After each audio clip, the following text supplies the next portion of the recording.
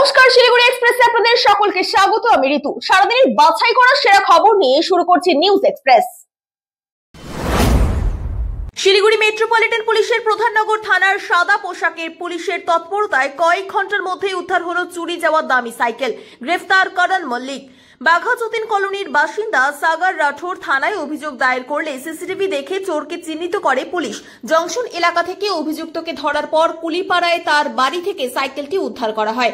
আজ অভিযুক্তকে শিলিগুড়ি আদালতে পেশ করা হয়েছে। দক্ষিণ সিকিমের জনপ্রিয় পর্যটন মৌসুম টেমি চেরি ব্লসম শুরু হচ্ছে 9 নভেম্বর। বৃহস্পতিবার আয়োজকেরা সাংবাদিক বৈঠকে জানান, এবছর বিশেষ আকর্ষণ হিসেবে থাকছে ইন্দো নেপাল উৎসব, যা দুই দেশের সাংস্কৃতিক সম্পর্ককে আরও শক্তিশালী করবে। টেমি চা বাগানের চেরি ফুল ঘিরে প্রতি বছর বহু পর্যটক ভিড় জমায়। এবারও বড় ভিড়ের আশা করা হচ্ছে। নয়াদিল্লির গোষ্ঠী সংঘর্ষ মামলায় শিলিগুড়ির যুবক রিতম মহাজনকে গ্রেফতার করেছে ফরিদাবাদের সাইবার ক্রাইম থানার পুলিশ। অভিযোগ, তিনি জখম ব্যক্তিকে ফোনে চাপ ও খুনের হুমকি দিয়েছিলেন।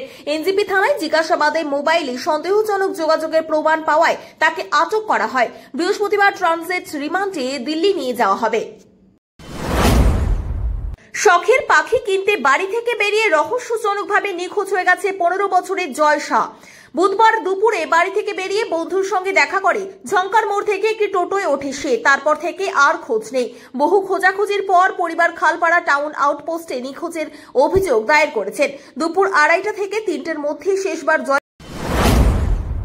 রাজগঞ্জ বিডিও অফিসের পেছনে ভর্তি আধার কার্ড পড়ে থাকতে দেখে চাঞ্চল্য ছড়িয়েছে এলাকায়।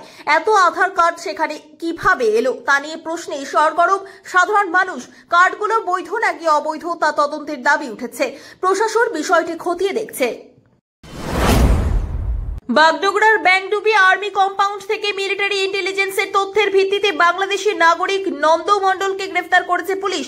তার মোবাইলে বাংলাদেশি পরিচয়পত্র মিলতেই আটক করা হয়। তিনি 1990 সাল থেকে জলপাইগুড়িতে বসবাস করছিলেন এবং কাজ করতেন সুপারভাইজার হিসেবে। ধৃতের কাছে ভারতের ভোটার কার্ডও পাওয়া গিয়েছে। তার সত্যতা খতিয়ে দেখছে পুলিশ। আজ তাকে আদালতে পেশ করা হয়েছে। কাকদ্বীপে ভোটার তালিকা সংশোধনের এসআইআর ঘিরে আতঙ্কে অর্ধশতাধিক যৌনকর্মী।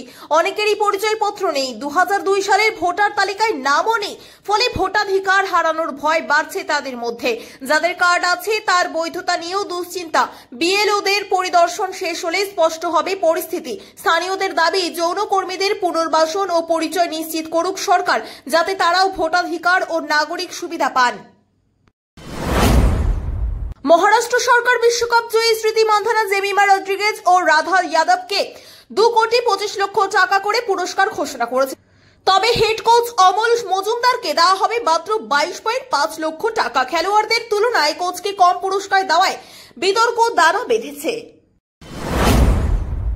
ভাঙড়ের জয়পুরে এসআইআর আতঙ্কে আত্মঘাতী হলেন শফিকুল গাজী। পরিবারের দাবি, পরিচয়পত্র না থাকার ভয়েই তিনি মানসিকভাবে ভেঙে পড়েছিলেন। বুধবার গামছায় ফাঁস লাগিয়ে আত্মঘাতী হন তিনি। এই ঘটনায় এলাকায় চাঞ্চল্য ছড়িয়েছে। পুলিশ দেহ ময়নাতদন্তে পাঠিয়েছে এবং ঘটনার কারণ খতিয়ে দেখছে। এসআইআর আতঙ্কে রাজ্যে অস্বাভাবিক মৃত্যুর অভিযোগ বেড়ে মোট 9 পৌঁছল বলে জানা গিয়েছে। পূর্ব বর্ধমানের পূর্বস্থলী 2 ব্লকের ললিতপুর এলাকায় বিল পরিষ্কার করতে গিয়ে 3 বস্তা আধার কার্ড উদ্ধার হওয়ায় চাঞ্চল্য ছড়িয়েছে।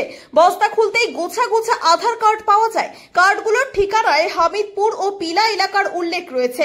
খবর পেয়ে পুলিশ আধার কার্ডগুলি উদ্ধার করে। আরও আধার কার্ড বিলের মধ্যে থাকতে পারে বলে আশঙ্কা। ঘটনার তদন্তের দাবি তুলেছে স্থানীয়রা। এখন এই পর্যন্তই। আরো বিভিন্ন আপডেটের জন্য চোখ রাখুন শিলিগুড়ি এক্সপ্রেসের পর্দায়। ধন্যবাদ।